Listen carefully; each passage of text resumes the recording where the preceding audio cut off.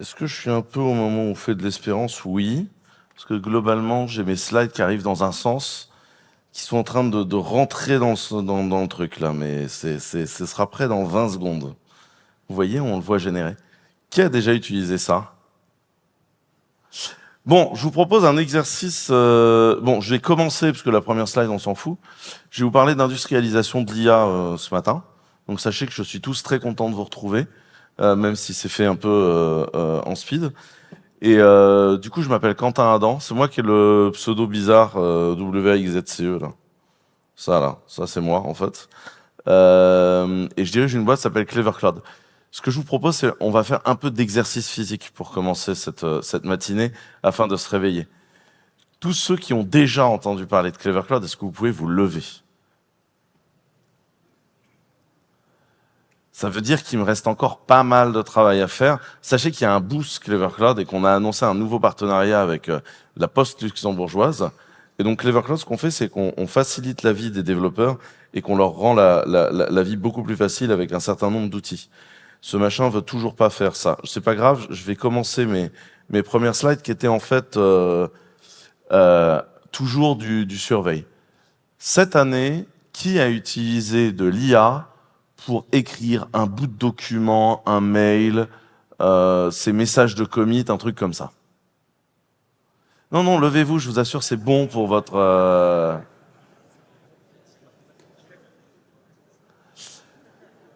Euh, donc, on voit qu'il y a beaucoup de gens qui s'en sont servis. Qui s'en est servi pour générer des images?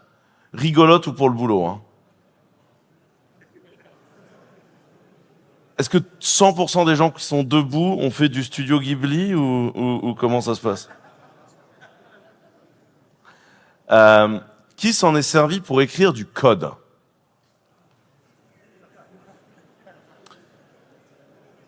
Qui considère qu'il l'a intégré à son workflow? Est-ce que j'avais écrit d'autres? Parce qu'en fait, j'avais écrit des trucs. Hein. Est-ce que maintenant, tu pourrais, s'il te plaît, te sortir les doigts et me terminer ma génération de présentation, s'il te plaît? Le truc me dit just a few seconds, on dirait un timing Windows. C'est bien. Les technologies américaines ne vous déçoivent jamais. Ok. Ce qui est important, c'est de se dire qu'en fait, toutes ces nouvelles technologies, allez, vas-y, dis-moi que c'est fini, gros, on va pas y en aller pour, tu vois. Euh, en tant que développeur, il y a une question qu'on doit se poser, c'est à quel point notre métier est en train de changer. En fait, pendant longtemps, on a eu un métier qui se faisait d'une certaine façon, et en fait, on est en train de transformer la façon dont on travaille. Et ça, c'est quelque chose qu'il faut qu'on assesse, à la fois parce qu'en fait, ça va revenir à nous, le fait de tenir en lien de l'IA, mais aussi parce qu'on va devoir intégrer de l'IA dans nos softs et dans nos processus, qui aujourd'hui se sent complètement détendu sur comment ça marche. Si je dis transformer, qui comprend ce que ça veut dire? Encodeur? Moi, je vois qu'il y a des gens qui avaient compris le concept de faire un peu d'exercice physique dès le matin. Les autres sont quand même partis sur un truc plus Elon Musk, on fait ça tout avec le bras, quoi. Hein.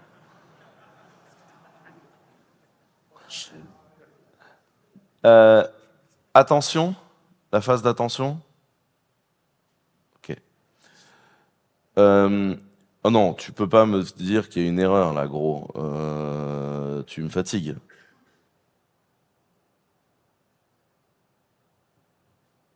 Oui? Est-ce que tu peux le faire maintenant, s'il te plaît? Est-ce que tu pourrais me le lancer, s'il te plaît? Ce serait cool. Bon, je suis absolument désolé pour ça. Ça marchait il y a 20 secondes. J'ai changé 2 slides. Je lui ai dit régénère tout. Il m'a tout pété. Euh, alors, le comment l'IA fonctionne en vrai, on va essayer d'en parler. Le slide est là, hein, pour ceux qui veulent suivre mes slides en même temps. Le slide est là. Il arrive en grand dans 20 secondes. Euh, en fait, qu'est-ce qui s'est passé? Pendant des années, on s'est dit qu'on allait expliquer à la machine comment on fonctionne. Et on a eu des résultats très mitigés. Je vais essayer de vous l'expliquer simplement. Si je vous montre ceci, vous êtes tous capables de vous dire que c'est une bouteille. Et ceci, un verre. Qui peut me proposer une explication concrète de pourquoi ça c'est une bouteille et ça c'est un verre?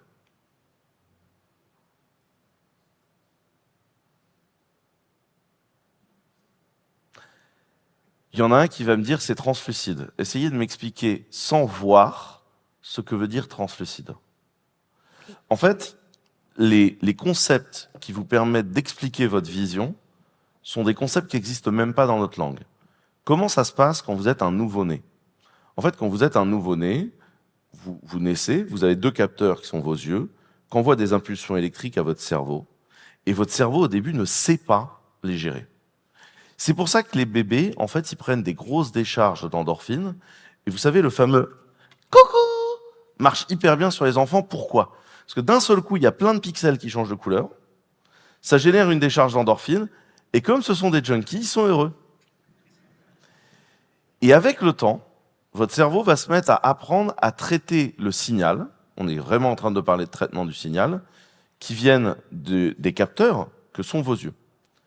Et ça, c'est quelque chose qui se passe en apprentissage, quand vous êtes tout petit. Et en fait, à ce moment-là, vous n'avez pas vraiment le langage. C'est ce qui explique qu'en fait, dans le langage, on n'est pas de termes pour expliquer les phénomènes de la vision. Donc quand on s'est mis à essayer d'expliquer à un ordinateur comment on voyait, ça n'a pas été hyper successful. On avait 7, 10% de succès. Si on prenait un cas hyper spécifique, reconnaître des adresses sur des enveloppes, on arrivait à faire un peu mieux parce qu'on arrivait à rendre le truc un peu plus narrow. Vous voyez ce que je veux dire? Mais en fait, on avait du mal à faire du general purpose. Ce qu'on s'est mis à faire, c'est qu'on s'est dit, attends, on arrête tout, on va faire des réseaux de neurones, donc comme fonctionnent nos réseaux de neurones, en vrai pas totalement pareil, mais voilà, et on va faire de l'apprentissage.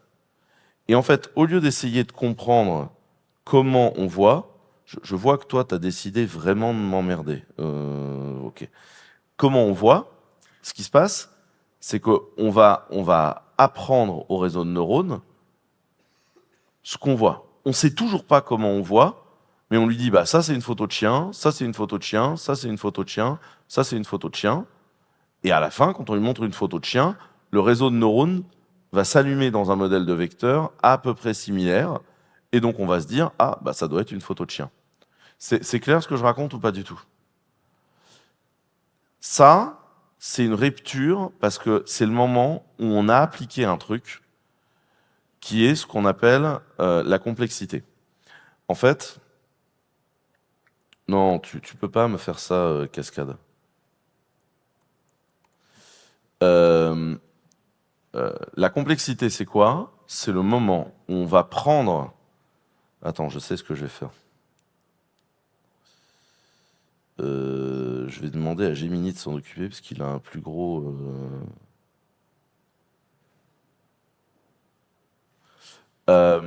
En fait, c'est con parce que c'est littéralement dans 4 slides. Donc, en fait, ce qui va se passer, c'est que Descartes a écrit un truc qui était le réductionnisme. Le réductionnisme, c'est quoi? C'est quand on va prendre des petits problèmes et, en somme, ça fait un grand problème. Ça a eu un impact sur toutes les sciences. C'est bien parce que je vais pouvoir virer la moitié de ma présentation quand elle sera enfin générée. Tu vois. Ça a eu un impact sur toutes les sciences, notamment parce que du coup, on s'est mis à tout considérer comme ça. On a dit un être humain, c'est quoi? C'est un foie, un cœur, des yeux. Donc on va faire un médecin du foie, un médecin du cœur, un médecin des yeux. Et puis à la fin, c'est une somme. Le fait qu'il y a un ARNM généré dans le foie qui a un impact sur le cœur, non, ça n'existe pas. Et donc, c'est le réductionnisme. En clair, si vous êtes de bonne humeur, que vous coupez des poireaux, des carottes, des panais, du paleron de bœuf, que vous foutez tout dans une casserole, à la fin, vous n'avez pas des carottes, du panais, des poireaux, du paleron de bœuf. Vous avez un pot-au-feu. Et en fait, la somme est plus importante, enfin, le tout est plus important que la somme. C'est ça la complexité. C'est le moment où on dit les interactions complexes d'un système sont tellement fortes qu'on ne peut pas le résumer à la somme de ses composantes. Et en fait, ça, en science, ça a donné en biologie la biologie des systèmes, ça a donné dans d'autres cas comme les sciences sociales une capacité à réfléchir en dehors du système, et en informatique ça donne quoi? Ça donne le modèle neuronal. On ne comprend toujours pas le problème sous-jacent, on va l'englober dans un problème systémique, dans un système plus grand, dont on définit les bornes, et on va le traiter comme ça. Est-ce que c'est clair ce que je raconte, ou est-ce que c'est beaucoup trop perché pour vous? Vous avez le droit de me dire que c'est chez Père, hein, mais voilà. Donc pourquoi? Et donc c'est comme ça que ça fonctionne. Ce que je vais faire, c'est que je vais le mettre lui sur le côté. Hein. Quand il en aura fini de faire mon édition, je suis vraiment désolé pour ça. C'est con ce que j'ai dit à Pierre-Antoine. Tu vas voir, nickel, là ça marche. Je vais faire... Comment on fait pour faire grossir ce truc-là? Attendez, je vais même pas m'emmerder. Voilà. En fait, donc ça c'est la slide suivante. C'est qu'est-ce que c'est qu'un réseau neuronal? C'est des vecteurs. En fait, vous faites des vecteurs avec des poids. Et globalement, vous avez votre data, vous la transformez en vecteur, c'est l'encodeur. Vous computez vos combinaisons de matrices, et ensuite, tu ressors de ta matrice en faisant le décodeur. Et là, tu avais des mots ou une image en entrée, tu ressors avec des mots ou une image en sortie. Je ne sais pas si c'est clair ce que je raconte ou pas. Ce qui est important, c'est que vous devez comprendre qu'en fait, le fameux LLM ou réseau neuronal, c'est juste une très grosse fonction affine. D'accord? Très très grosse fonction affine. Mais vous devez la considérer comme une fonction mathématique. Vous lui donnez un input, elle va en sortir un input. Mais fondamentalement, si vous virez la partie activation qui sert quand même, c'est juste une fonction mathématique. Ça, c'est très important à comprendre quand vous parlez à un agent conversationnel. D'accord, en IA, vous ne parlez pas à un truc qui existe entre vos deux phrases. Ce qui se passe quand vous parlez à ChatGPT, c'est qu'il a globalement la conversation sous forme d'un JSON. Vous parlez avec. C'est moi qui l'arsène, là? Je sais pas, ça s'énerve là.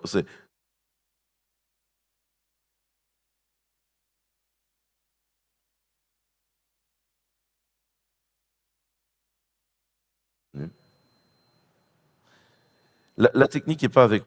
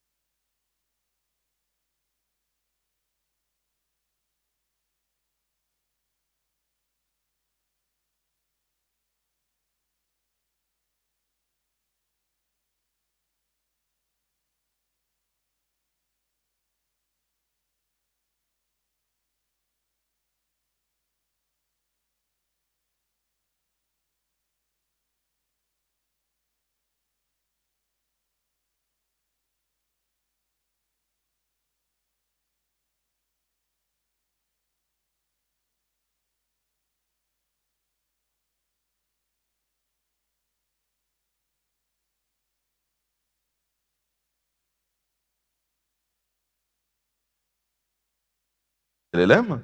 Il n'y a pas un persistant Jarvis qui vous attendait patiemment en regardant des séries sur ses cycles CPU inutiles, etc.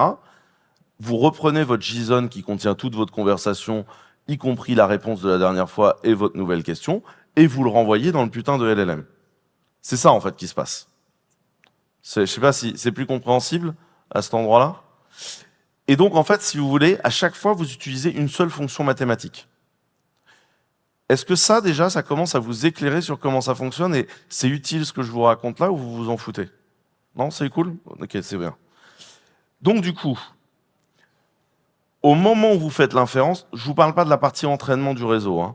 Ça reste une fonction fixe dans l'inférence. Et donc, ce qui se passe, c'est qu'en général, pour obtenir des résultats différents, on ajoute de la randomliness. Mais sinon, la réalité, c'est que pour un input donné, vous aurez un output donné. C'est une fonction mathématique, avec des internal states, des paramètres, des non-deterministic feelings, des machins, ce qui fait qu'en fait, vous n'avez jamais vraiment complètement la même réponse, mais voilà. Si vous utilisez certains outils de génération d'images un peu compliqués, je ne sais pas si vous voyez ce que c'est que Invoke, avec un K, Invoke AI. C'est un outil vachement bien de génération d'images, si vous avez envie de faire des trucs de génération d'images un peu compliqués, et notamment si vous avez besoin de générer genre 80 images, mais dans vraiment le même style, en gardant une patte globale, ou si vous avez, des fois, vous savez, vous faites de la génération d'images et toute l'image vous va, et là, il y a une merde. Bah, en fait, dans Invoke, vous pouvez effacer le truc qui ne vous va pas et lui dire « moi, je voudrais ça ». Ou alors, régénère, mais que ce bout-là. Ça, c'est un truc que vous pouvez faire dans Invoke. Invoke, vous pouvez lui donner une seed, donc un chiffre. Si vous donnez une seed à Invoke et un prompt, il va vous générer toujours globalement la même image, à quelques pixels près. Et vous changez la seed, vous changez l'image. Vous voyez ce que je veux dire ? Je vous recommande de jouer avec ce bidule-là dans l'absolu parce que c'est un truc qui va vous rendre beaucoup plus conscient de comment fonctionne ce modèle-là. Et donc, en fait, ce qu'il faut comprendre, c'est que le LLM ne fait pas tant de choses que ça. Oh, attendez, et... Oh.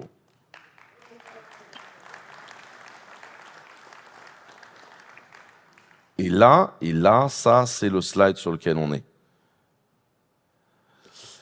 Donc, l'intégration, c'est quoi? C'est qu'en fait, votre LLM, vous avez votre truc.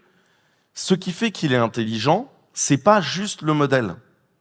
C'est tout ce qui va autour. Vous lui uploadez un fichier, et ben en fait, là, il y a une phase qui est le RAG. Mais avant de faire le RAG, votre fichier, il y a quoi dedans? Alors d'abord, c'est un docx. Un docx, c'est chiant à lire. Donc vous allez avoir un service qui en fait va prendre votre docx, l'ouvrir, récupérer les parties textuelles. Merde, il y a une image. L'image, tu la fais passer dans un autre LLM pour qu'il te dise c'est une photo de chien, ou alors c'est un diagramme hiérarchique qui représente que machin est le patron de machin, qui est le patron de machin, etc. Et va vous faire une espèce de gros fichier textuel de votre docx, qui lui, du coup, est compréhensible par un LLM, et le donner. Et le RAG, c'est le moment où vous allez faire du requêtage à l'intérieur de votre notion de données. En fait, vous allez vectoriser votre fichier et ensuite vous allez chercher les morceaux de vecteurs, vous récupérez les morceaux qui vous vont bien et ensuite vous les envoyez à votre LLM. Également, votre LLM, on va lui donner du contexte. Quels sont les sujets dont vous avez déjà parlé avec lui? C'est la fameuse memory que vous avez. Qui il est, pourquoi, c'est quoi son objectif, c'est les fameux systèmes prompts dont vous avez déjà entendu parler, etc., etc., etc. Ce qui fait que Canvas, vous voyez ce que c'est le mode Canvas dans le ChatGPT quand tu lui dis « modifie le document, pas renvoie-le-moi en intégralité ». Quand vous faites du LLM, comme je vous l'ai expliqué, le LLM, vous lui envoyez toute votre conversation, il vous renvoie toute votre conversation. Il ne sait pas dire « je modifie un document ». La notion de document, lui, ça lui passe 20 bornes au-dessus de la tête. Il fait de la proba sur le mot suivant. C'est le client qui prend le document d'avant, le document nouveau, et fait à peu de choses près du diff. Alors du diff temps réel, parce qu'en plus les LLM sont dans leur race et qui vous les envoient par petits morceaux, donc tu peux pas te permettre, en termes du X, d'attendre que l'utilisateur ait tout reçu pour pouvoir lui faire son truc. Mais c'est ça en fait l'histoire. Vous comprenez ce que je vous raconte là? C'est clair ou pas du tout? Et tout ça, c'est le boulot de packaging. Ce que je suis en train de vous dire, c'est que pour faire un bon produit d'intelligence artificielle, il ne faut pas seulement être data scientist, il y a une partie plomberie classique de logiciels de gestion, conversion de fichiers, qualité d'intégration, UX, etc. D'accord? Mais en fait, il y a beaucoup de trucs, c'est pas de la sorcellerie, c'est juste ça. C'est également dans l'intégration que tu vas te faire le monitoring des drifts, des failures. Par exemple, le truc qui fait que on ne va pas raconter des âneries sur Hitler, en fait, c'est un truc qui a lieu après le LLM. On regarde ce qui sort du LLM et on se dit, ce qui serait pas en train de raconter de la merde, lui, tu vois. Ou quand tu t'appelles DeepSeek, le truc qui te dit, non, il ne serait jamais rien passé à Tiananmen. Non. En fait, DeepSeek, le modèle lui-même, va te sortir de la donnée sur Tiananmen. Le fait d'aller supprimer ça, c'est du monitoring qui est fait a posteriori, qui lui va driver le modèle et éventuellement repasser dedans avec du pré-prompt pour vérifier que la sortie sera cachère avec la ligne de l'organisation qui gère le LLM. Ce qui est important, et ce que j'aimerais que vous compreniez, c'est qu'à la fin, votre LLM, c'est vraiment une grosse fonction mathématique et beaucoup d'intégration autour. C'est pas ChatGPT qui sait faire du vocal. C'est un truc à côté qui s'appelle Whisper. C'est juste bien intégré dans ChatGPT. Vous voyez ce que je veux raconter ici? Ça vous paraît cohérent ce que je raconte ou pas du tout? Ok, cool.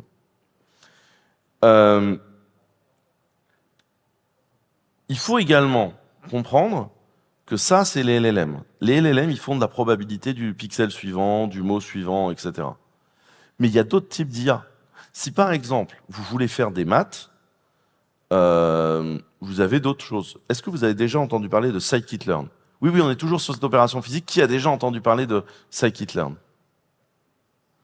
Qui a déjà utilisé ce truc-là? Ok, scikit-learn, c'est quoi? C'est un truc qui va surveiller des données tabulaires. Je vais faire très simple, et ceux qui ont déjà fait du scikit-learn vont me massacrer, mais globalement des chiffres. Si vous prenez de la donnée de sensor, variation des cours de bourse, production électrique d'un panneau photovoltaïque, vous avez des points dans le temps. Scikit-learn va vous permettre de faire des probabilités statistiques en apprentissage dessus. En clair, détecter une saisonnalité, par exemple. C'est un truc que scikit-learn va faire très très bien. Ça, en fait, c'est de la donnée qui va être faite dessus et qui est très utile pour faire de l'intelligence dessus. En fait, scikit-learn, tu vas pouvoir l'embedder. Un LLM va pouvoir comprendre une question et tu vas utiliser scikit-learn sur tes données tabulaires pour ensuite faire de l'IA. C'est un truc, par exemple, que tu vas faire. Et en fait, ce qu'il faut comprendre, c'est que pour faire une intelligence artificielle, il ne faut pas juste des LLM, il faut un paquet de logiciels qui vont faire. Et en fait, ton IA, c'est une composition de plein de moteurs qui se parlent. Exactement comme les moteurs de recherche. Un bon moteur de recherche, en fait, c'est quoi? C'est X milliers de moteurs. Un moteur dédié à la musique, un moteur dédié à l'art de peinture, un moteur dédié à la politique, un moteur dédié à la chimie. Et quand on voit une recherche qui est Atom, bah en fait, le moteur dédié à la musique va te dire, t'as pensé à Atom Earth Mother des Pink Floyd? Le moteur dédié à la chimie va te dire, moi j'ai un truc. Le moteur dédié à la physique va te dire un truc. Et après, tu fais de l'orchestration entre tout ça. En fait, en IA, c'est exactement la même chose. Tu as des modèles d'orchestration au milieu. C'est pour ça qu'on peut se permettre de libérer des gros modèles de LLM, parce qu'en fait, c'est vraiment juste, c'est comme si on te disait, vous pouvez fabriquer des voitures, d'ailleurs, on vous a donné les plans d'un carburateur. Cool, j'ai un carburateur. Mais pour avoir une bagnole, vous voyez bien que vous avez 2-3 autres pièces qu'il vous faut. Et en fait, l'orchestration de tout ça, c'est cet enjeu-là, avec beaucoup de glue logique et de coordination de layers, avec beaucoup de trucs qui vont se checker entre eux. Je ne sais pas si je suis clair dans mon explication ou pas du tout. Voilà. Et l'intégration est importante. Par exemple, si on fait un voice to text, to LLM, to API, qui va faire des maths, qui va repasser au LLM, qui va faire un answer, et éventuellement, là, tu vas faire un text to speech. Et là, en fait, tu as utilisé plein de modèles et de typologies de calcul qui sont intéressants, avec différents modèles et différentes stacks. Et donc, il faut comprendre que, en fait, quand tu parles à une intelligence artificielle planquée derrière une seule API, en fait, tu vas utiliser un ensemble de réseaux et de ce système qui va fonctionner. Nous, c'est ce qu'on voit quand on construit Clever AI. Clever AI, c'est une stratégie globale chez nous. où tu as à la fois des outils pour développeurs qui te permettent d'appeler plein de modèles en gatewayisant tout ça propre derrière des trucs et en te permettant de faire le FinOps. Mais c'est ce qu'on fait également, on fait un produit end-user dans lequel on va vous fournir de la voix, etc. Et on fait la composition. Par exemple, Mistral, qui est un modèle très intéressant, bah, il ne sait pas faire de vocal comme ChatGPT. Nous, on a un modèle vocal qu'on utilise, et ensuite, on te permet de faire du Mistral en modèle vocal. Et en fait, nous, ce qu'on fait, en fait, toutes les fonctions qui sont implémentées dans le client, dans Claude, dans le ChatGPT et tout, nous, en fait, on les a réimplémentées dans le serveur pour faire du collaboratif. Donc, tu peux parler à plusieurs avec ton modèle en collaboratif. En plus, on s'est fait chier à le faire natif sur téléphone, sur PC, etc. Et donc, du coup, tu peux parler à plusieurs en collaboratif sur le modèle. Mais ce qui est important, c'est qu'en fait, on imbrique les modèles les uns derrière les autres. Et en fait, c'est pour ça qu'on sait le faire. On se tape la mitigation entre tous les modèles. Et plus tu crées de la diversité entre tes modèles, plus en fait le fait d'aller faire les branchements est un enfer. Et donc, pour éviter que ce soit un vrai enfer, tu mets d'autres modèles qui en fait génèrent les branchements à la volée, et tu pries pour que rien n'explose au milieu. Et le prier pour que rien n'explose au milieu, c'est un petit peu le leitmotiv de la technologie de l'intelligence artificielle de ces dernières années. C'est-à-dire, on fait des POC en prod, et d'un seul coup, ça consomme 1 mégawatt, et on ne sait pas trop pourquoi, et on se pose la question de pourquoi. C'est un peu comme ça que ça marche pour l'instant comme produit. Ce qu'il faut comprendre, c'est que ton problème, quand tu fais ça, par exemple le RAG, le problème quand tu fais un RAG, donc le RAG, c'est la partie où tu vectorises un document, tu fais une requête dans le document pour ramener des choses. Le RAG, ton problème, c'est pas qu'il te ramène rien. Le RAG te ramène toujours quelque chose. Il te ramène même essentiellement des trucs dont tu n'as rien à secouer. Ton problème, c'est comment tu vas retraiter ce que va sortir du RAG pour avoir de la donnée qualitative.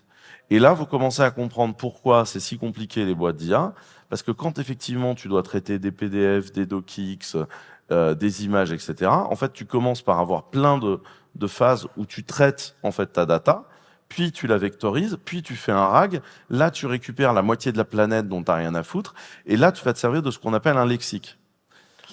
Prenons un exemple. Vous êtes dans une organisation quelconque qui a nommé un projet Artemis. Parce que c'est cool de nommer ces projets par des dieux anciens grecs. Parce qu'on trouve ça nice. Au moment où je vais faire mon RAG sur Artemis, je vais renvoyer la moitié de la planète. Et donc, avant, ce qu'on va faire, c'est qu'on fait une phase où on fait ce qu'on appelle un lexique.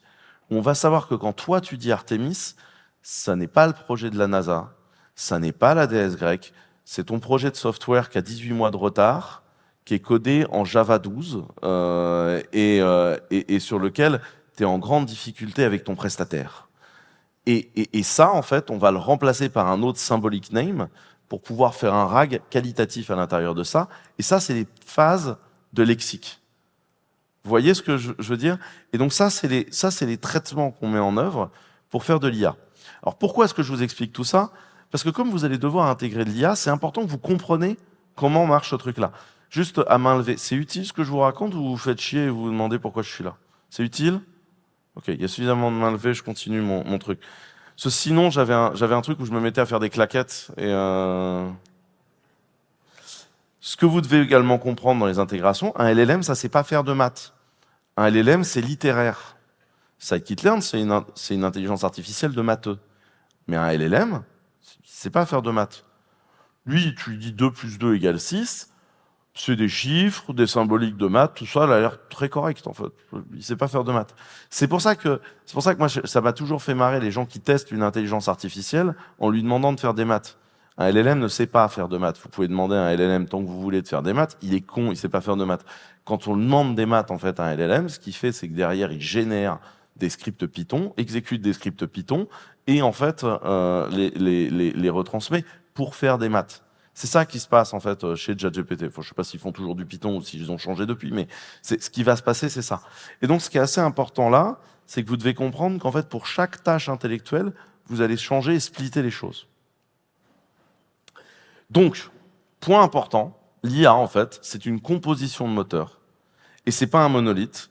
Et c'est comme ça que les utilisateurs finaux vont concevoir un seul truc auquel tu parles, qui est en fait une foultitude de logiciels qui s'exécutent, chacun dans leur coin, et qui font leur boulot.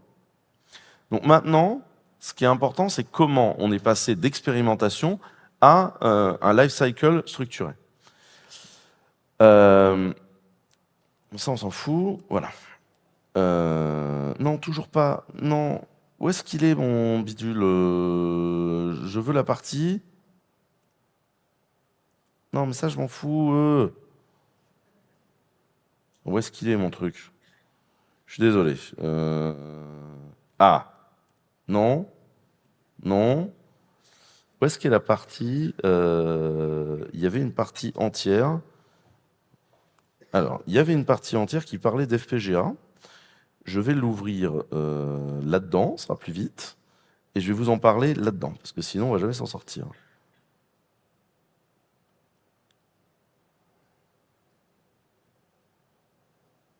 Non, me dites pas qu'il me l'a viré. Donc là, vous voyez, je suis dans le moment où il y a... Ah, si, c'est bon, c'est ça. Non, pas du tout.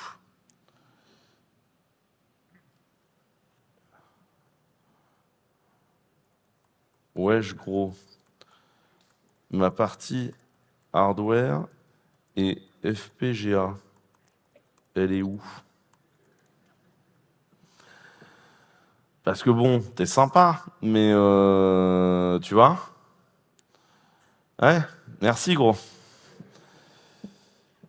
Bon, on va prendre la suite des slides ici, hein. Je vais pas vous refaire le... Voilà, et on retournera dans l'autre partie après. Pourquoi c'est important? Je vous l'ai dit, c'est des multiplications de matrices. Or, votre CPU, pour faire des multiplications de matrices, il n'a pas d'instruction. Il est nul à chier à faire des multiplications de matrices. Par contre, dans notre ordinateur, il y a un truc qui sait super bien faire des multiplications de matrices. C'est quoi? C'est la carte graphique. Parce que c'est à peu près comme ça qu'on fait du compositing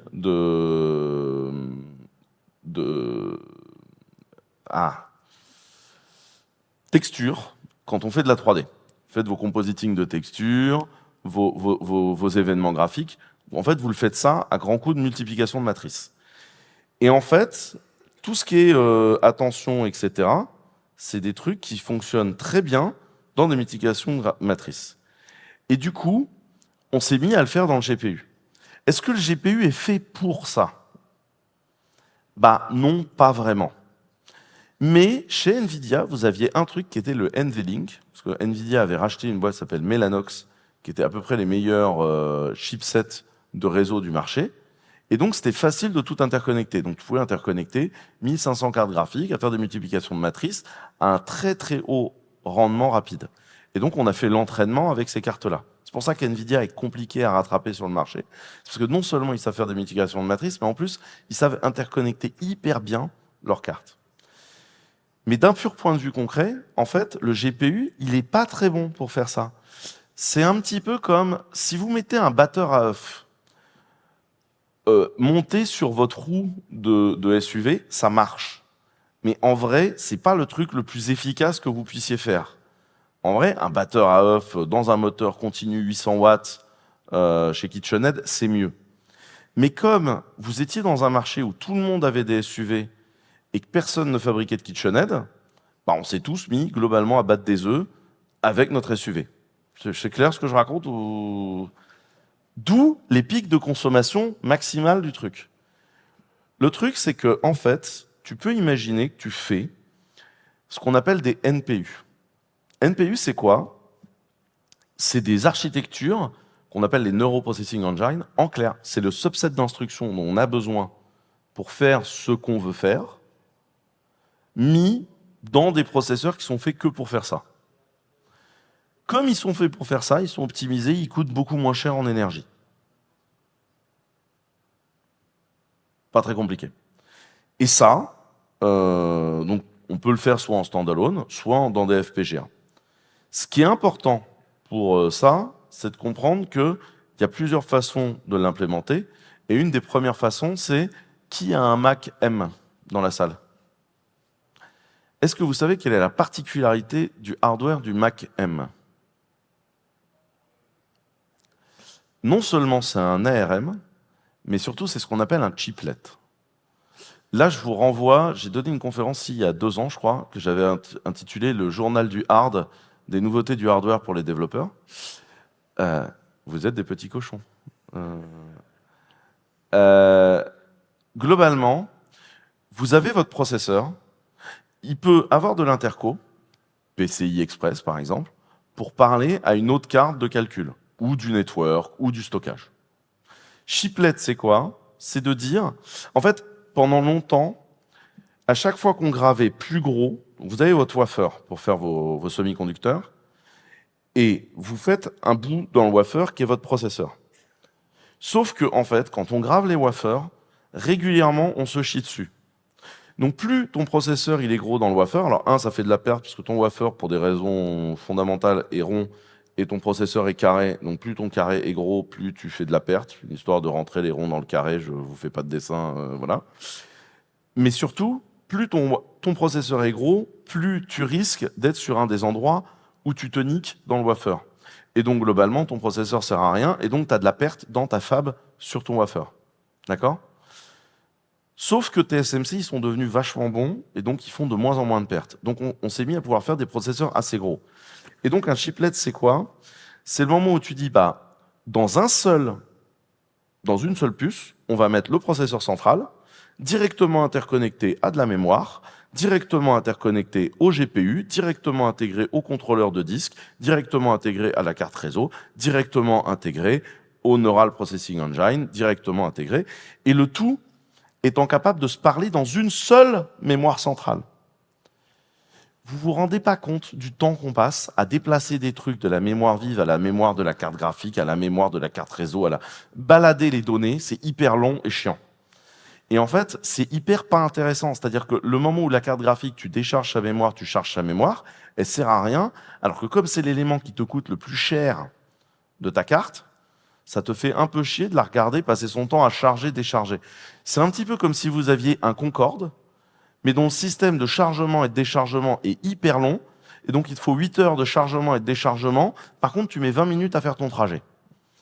Et donc ton Concorde est immobilisé 8 heures sur le tarmac, et t'es comme un connard à le regarder se charger, décharger. Là, t'imagines que la soute du Concorde, elle est accessible en permanence, et donc tu fais ce que tu veux. Oui, je sais, la soute du Concorde, ça fait intrication quand on dit comme ça, mais c'est pour que vous représentiez d'un point de vue intérêt technique du truc. Donc le chiplet, c'est ça. Un processeur M de chez Apple, c'est un chiplet. Vous avez tout dans la même puce. Et c'est pour ça que si vous regardez la carte mère d'une machine Apple aujourd'hui, vous avez une puce, les barrettes de stockage et du câblage pour aller aux différentes prises. Fin. C'est tout. Il n'y a plus rien, en fait, dessus. Tout est dans la puce. Et ça, c'est les architectures chiplet. Ce qui est important à comprendre aujourd'hui, c'est qu'en fait, un cycle hardware, ça fait 3 à 5 ans. ChatGPT, le boom, c'est 2022, fin 2022, début 2023. On est 3 ans plus tard. Arrivent les premiers NPU dédiés au LLM cette année. Furiosa, Vesora, SpinCloud, tous ces trucs-là dont vous avez peut-être entendu parler sont en fait ces NPU qui sont en train d'arriver sur le marché et qui vont permettre de rationaliser les choses. Ce qui est intéressant à comprendre, c'est qu'en fait, on va pouvoir diviser massivement la consommation énergétique de tout ça sans aucun problème. Également très important, vous comprenez que maintenant, le training, tu as une grosse interconnexion de la bandwidth, beaucoup de GPU, et du coup, tu fais un centralized supercompute. Et ton marché, c'est le moment où tu me dis qu'il me reste que 5 minutes, c'est ça? Et ton marché, c'est le marché uniquement de ça. Ça concerne très peu de gens. 96% du computing power, ça va être de l'inférence. Et donc là, on va faire baisser les coûts de l'inférence. Et c'est là qu'est la vraie consommation. Et donc en fait, ce qui va se passer, c'est qu'on va industrialiser l'IA de POC où en fait on battait les œufs avec des SUV à quelque chose de beaucoup plus simple. Est-ce que vous comprenez maintenant pourquoi je suis beaucoup moins angoissé que d'autres sur la consommation de l'IA dans le monde? Parce qu'en fait, on n'a pas fait la phase de design to cost industriel de ce truc-là, on est en train de la faire. Et c'est pour ça que ça va se rationaliser. Ça ne veut pas dire qu'il ne faut pas faire attention, etc. C'est juste à un moment donné, la phase de design to cost, elle est là. Quand on dit on va rationaliser la conso, je ne vous parle pas de faire 50 ou 60% d'économie. Je vous parle de facteur 200 d'optimisation. On est sur ces chiffres-là. Hein, c'est absolument monstrueux les coûts qui vont se produire. On va targeter de 70 à 200. Nous, c'est une autre des phases de Clever IA sur lequel on bosse. On bosse avec une boîte qui s'appelle Cypearl qui fait des processeurs. Et si vous voulez plus comprendre sur le semi-conducteur, tout ça, depuis la semaine dernière, je release sur une de mes chaînes YouTube qui s'appelle Opening Voices, une interview des gens qui font Cypearl, expliquant tout le marché du semi-conducteur et comment ça fonctionne. Là, pendant un mois, je vais réaliser les épisodes toutes les semaines, expliquant comment fonctionne l'industrialisation du semi-conducteur, etc. Si ces sujets-là vous intéressent, ça dure en tout 1 heure ou 1 heure et demie, où on explique ces points-là, mais qui vous explique en fait comment fonctionne ce marché-là et comment ça marche. Et en fait, Clever, on a un dossier avec Cypearl, Vessora, Calray, et à la fin, on vous fait des pods d'IA ultra optimisés, on colle du soft de ZML dessus, et on divise par 200 la consommation pour sortir les tokens de LLM. Et ça, c'est de la vraie industrialisation de l'IA. Je pense que je peux repasser dans le truc.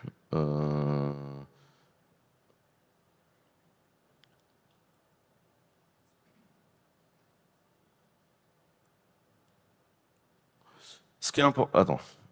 Tac, tac, tac, tac, tac. Bon, ça, je l'ai passé. Ça, on s'en fout. Ça, on en parlera une autre jour. Maintenant, pourquoi c'est important dans la structuration du boulot de développeur? Avant, vous écriviez tout votre code. Et maintenant, vous avez l'IA. Qui est opposé par principe au fait d'écrire du code avec de l'IA? C'est bien. Parce que j'avais beaucoup encore de mains levées il n'y a pas si longtemps que ça. En fait, ce qui se passe, c'est que maintenant, on va changer de culture et on va écrire des règles pour manager les choses. Donc en fait, comment ça se passe? Ça, on s'en fout. Ce qu'il faut comprendre, c'est qu'en... Voilà. Ensuite, maintenant, vous allez écrire du code avec de l'IA. En clair, qu'est-ce qui se passe? Je vais le faire en full vocal, parce que sinon, on ne va jamais s'en sortir dans le temps qui m'est imparti. Au 18e, 19e siècle, on a inventé d'abord la machine à vapeur.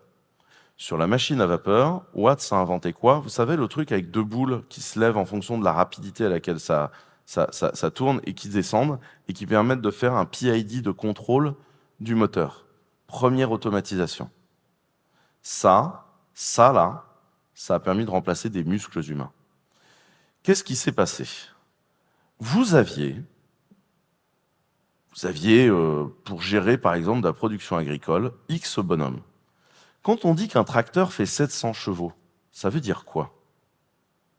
Ça veut dire que ça a littéralement la force de travail de 700 putains de dada.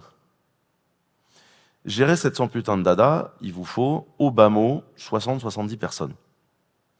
Un tracteur, vous le construisez, mais après, il vous faut un mécano. Donc vous réduisez la quantité de gens. Ce qui s'est passé, c'est qu'au 19e siècle, en fait, vous avez eu des gens qui, en industrie, vous aviez plein de bonhommes, parce qu'il fallait plein de muscles. On s'est mis à faire ce qu'on a appelé les outils de production. Et après, un bonhomme avait la force de travail de 60 ou 70 bonhommes. Et là, les outils de production sont mis à générer de la valeur en eux-mêmes. C'est-à-dire qu'avant, en tant que patron, tu prenais un peu de valeur sur le travail de chacun. Mais là, comme une partie non négligeable de la valeur était faite par les outils de production, en fait, c'est eux qui génèrent de l'argent. Et c'est pour ça que la boîte et les outils de production se mettent à avoir de la valeur intrinsèquement en tant que telle. Ce qui a une conséquence, c'est que si les outils de production génèrent de la valeur, tu peux faire un prêt pour préfinancer les outils de production, et donc la financiarisation du capitalisme est directement liée à ça. Vous voyez ce que je veux dire? Ce qui fait que la majorité d'entre vous qui bossez dans le secteur bancaire luxembourgeois, en fait, vous gagnez de l'argent grâce à la financiarisation de la machine de Watt. Et donc à la fin, ça finit avec des dérivés foireux à effet de levier 160, etc. Mais la financiarisation des outils de production qui donnent le capitalisme moderne, c'est ça. Ce qu'on fait en ce moment, c'est qu'en fait, on remplace toutes ces choses-là par des machines où en fait on remplace le cerveau humain. Et un développeur va avoir la force de travail de 60 développeurs. Et c'est pour ça que les outils de production sont hyper importants. Ce qui est en train de se passer, c'est l'industrialisation de la prestation intellectuelle. Et en fait, en tant que développeur, c'est ces effets-là qu'il faut aller chercher et qu'il faut reconnaître. Et c'est ces effets-là qui vont avoir de l'impact dans votre vie. Et c'est pour ça qu'en tant que développeur, vous avez... Ah, c'était là que j'avais mis.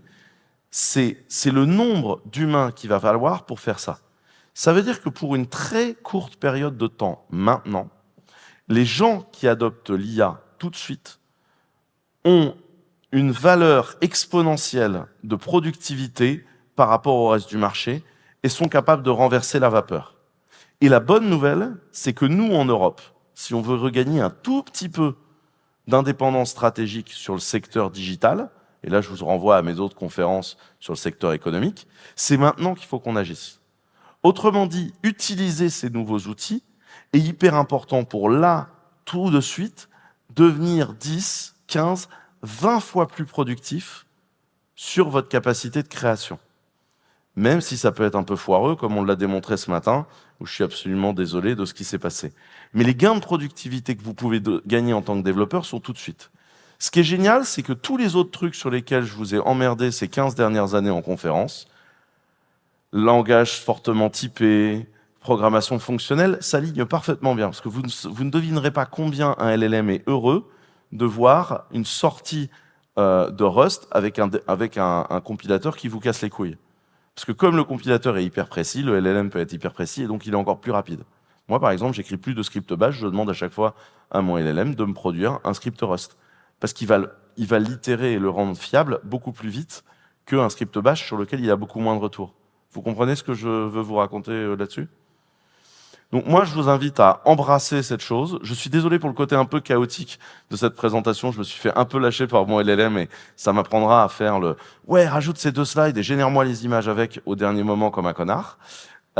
J'espère avoir été utile à ça. Et si vous avez 1 ou 2 questions, je suis disponible pour vous. Merci beaucoup de votre attention.